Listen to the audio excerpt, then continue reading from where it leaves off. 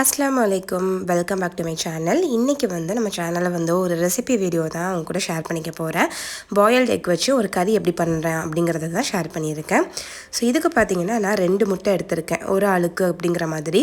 நீங்கள் எத்தனை பேருக்கு பண்ணுறீங்களோ அதுக்கு தகுந்த மாதிரி முட்டை எடுத்துக்கோங்க. ஸோ ஒரு ஆளுக்கு 2 முட்டை கணக்கு வச்சு எடுத்துக்கோங்க. ஸோ அதுக்கு தேவையான அளவு உப்பு ஆட் பண்ணிவிட்டு அதை ஒரு 10 to 15 மினிட்ஸ் சிம்மில் வச்சு நல்லா வேக வச்சு எடுத்துக்க போகிறேன். இதுக்கு பார்த்தீங்கன்னா ஒரு 1.5 மீடியம் சைஸ் வெங்காயம் எடுத்திருக்கேன்.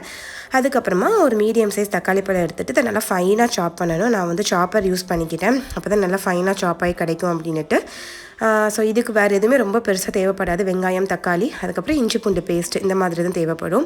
ஸோ நல்லா ஃபைனாக சாப் பண்ணி எடுத்ததுக்கப்புறமா இது கூடவே இன்றைக்கி நான் கேப்சிகம் எடுத்திருக்கேன்.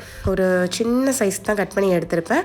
அது உள்ளே இருக்கிற விதை இருக்கு இல்லையா, அதையுமே எடுத்துகிட்டு நல்லா வாஷ் பண்ணிவிட்டு உங்களுக்கு எந்த ஷேப்பில் வேணுமோ அந்த ஷேப்பில் நீங்கள் கட் பண்ணி எடுத்துக்கலாம். நான் இன்றைக்கி ஃபைன் சாப் தான் பண்ணி எடுத்துக்க போகிறேன், எனக்கு அப்படி தான் பிடிக்கும் அப்படிங்கிறதுனால. உங்களுக்கு வேணும்னா நீங்கள் இந்த க்யூப் சைஸில் கட் பண்ணுவோம் இல்லையா, அந்த மாதிரி கூட கட் பண்ணி எடுத்துக்கலாம். ஸோ எல்லாத்தையும் கட் பண்ணி ரெடி பண்ணி வச்சுட்டு ஒரு பேன் எடுத்துக்கோங்க. அதில் எண்ணெய் ஆட் பண்ணியிருக்கேன், நான் கடலெண்ணெய் ஆட் பண்ணியிருக்கேன். ஸோ இதில் கொஞ்சமாக ஜீரகம் ஆட் பண்ணிவிட்டு நம்ம ஃபைனாக சாப் பண்ணி வச்சுருக்கிற வெங்காயம், தக்காளி இருக்கு இல்லையா, அதையுமே ஆட் பண்ணிக்கலாம். ஸோ அதை ஆட் பண்ணிவிட்டு தேவையான அளவு உப்பும் ஆட் பண்ணிவிட்டு நல்லா இதை வதக்கணும். முடிஞ்ச சிம்லேயே வச்சு குக் பண்ணுங்கள், நல்லா டேஸ்ட்டாக வரும். ஸோ உப்பு தேவையான அளவு ஆட் பண்ணிவிட்டு நல்லா இதோட கலர் மாறுற வரைக்குமே நல்லா வதக்கி விட்டுறலாம். ஸோ இது பார்த்திங்கன்னா இந்த கிரேவி சப்பாத்திக்கு ரொம்ப சூப்பராக இருக்கும். ரோல் பண்ணி சாப்பிட்றதுக்கு ரொம்ப நல்லாயிருக்கும். இப்போ கொஞ்சம் கலர் மாறிட்டு பார்த்தீங்களா, இந்த ஸ்டேஜில் ஒரு 1 டீஸ்பூன் அளவுக்கு இஞ்சி பூண்டு பேஸ்ட் நான் ஆட் பண்ணியிருக்கேன். இதையும் ஆட் பண்ணிவிட்டு நல்லா மிக்ஸ் பண்ணிவிட்டு இந்த ஸ்டேஜ்லேயே நான் கேப்சிகம் ஆட் பண்ணிக்கிறேன். உங்களுக்கு கொஞ்சம் க்ரன்ச்சியாக வேணும் அப்படின்னு நினச்சிங்கன்னா லாஸ்ட்டாக நீங்கள் எக் ஆட் பண்ணும்போது அந்த டைம்லேயே நீங்கள் ஆட் பண்ணிக்கலாம்.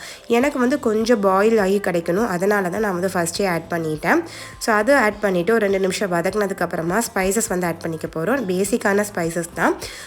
மஞ்சள் பொடி ஒரு 1/4 டீஸ்பூன், காஷ்மீரி மிளகாய் பொடி ஒரு 1.25 டீஸ்பூன் ஆட் பண்ணியிருக்கேன். ஏன்னா அவ்வளோவா காரம் இருக்காது இல்லையா. அதுக்கப்புறம் மல்லிப்பொடி ஒரு 1/4 டீஸ்பூன், கரம் மசாலா பொடி ஒரு 3/4 டீஸ்பூன் ஆட் பண்ணிக்கிறேன். ஏன்னா நான் முழு ஸ்பைசஸ் போடலை, அதனால் பொடியாக தான் ஆட் பண்ணியிருக்கேன். அதுக்கப்புறமா ஜீரக பொடி ஒரு 1/4 டீஸ்பூன் அளவுக்கு ஆட் பண்ணிக்கிறேன், அவ்வளோதான். ஸோ இதையும் ஆட் பண்ணிவிட்டு அந்த மசாலாவோட பச்சை வாசனை போகிற வரைக்கும் நம்மளுக்கு நல்லா வதக்கணும். அதுக்கு கொஞ்சமாக தண்ணி விட்டுட்டு அந்த ராஸ்மல் போகிற வரைக்கும் நல்லா இதை மிக்ஸ் பண்ணி எடுத்துக்கலாம்.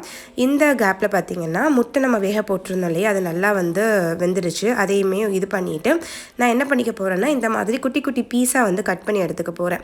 உங்களுக்கு வேணும் அப்படின்னா நம்ம கேரட்லாம் சேர்க்கும் இல்லையா, அதில் கூட நல்லா இது பண்ணி எடுத்துக்கலாம்.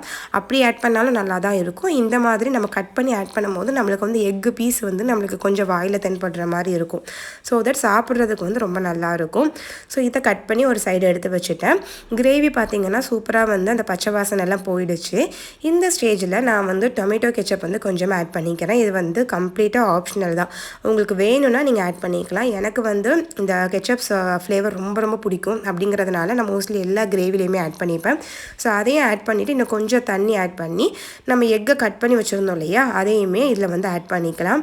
அவ்வளோதான். இப்போ இந்த எக்கு இந்த கிரேவியோட மிக்ஸ் ஆகி வரணும். அதுக்கு சிம்மில் வச்சுட்டு ஒரு 5 மினிட்ஸ் விட்டுட்டோம் அப்படின்னா சூப்பராக நம்மளுக்கு எக் கறி ரெடி ஆயிரும். நீங்கள் லாஸ்ட்டாக இறக்குறதுக்கு முன்னாடி உங்களுக்கு இன்னும் க்ரீமியாக வேணும் அப்படின்னு நினச்சிங்கன்னா கொஞ்சமாக க்ரீம் ஆட் பண்ணிக்கலாம். அப்படி இல்லைன்னா சீஸ் கூட ஆட் பண்ணிக்கலாம், அப்படி இல்லைன்னா பால் கூட ஆட் பண்ணிக்கலாம், உங்களுடைய இஷ்டம் தான்.